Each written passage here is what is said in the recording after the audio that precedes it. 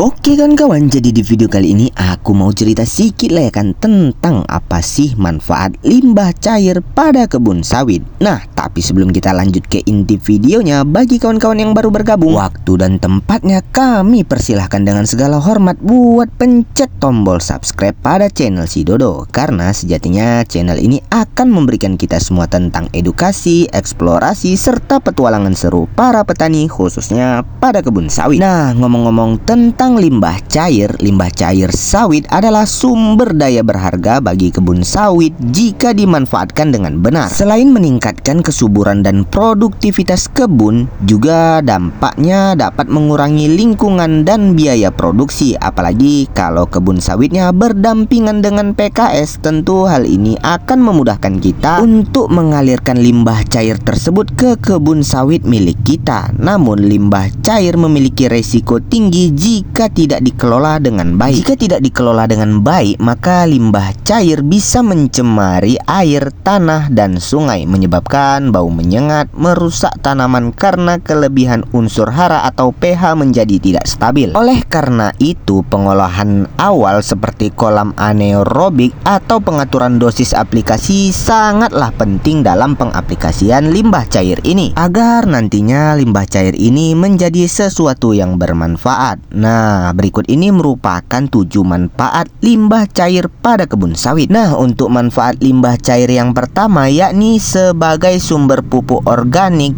cair atau POC yang alami. Karena sejatinya limbah cair mengandung unsur hara seperti nitrogen, fosfor, kalium, magnesium, kalsium, bahan organik, sehingga hal ini sangat membantu untuk menyuburkan tanah kebun sawit milik kita, sehingga nantinya meningkatkan kesuburan dalam jangka yang panjang. Serta limbah cair dapat menggantikan sebagian unsur pupuk kimia. Kemudian untuk dimanfaat yang kedua yakni meningkatkan kesuburan tanah. Limbah cair sangat membantu memperbaiki struktur tanah seperti meningkatkan kandungan bahan organik, meningkatkan aktivitas mikroorganisme tanah, bahkan mampu menjaga kelembaban tanah sehingga tanah menjadi lebih gembur dan tidak cepat kering. Serta limbah cair lebih ideal untuk pertumbuhan akar sawit. Kemudian untuk dimanfaat yang ketiga yakni meningkatkan ketersediaan air di dalam tanah. Karena limbah cair memiliki kadar air yang cukup tinggi, penggunaan limbah cair bisa menambah cadangan air di dalam tanah,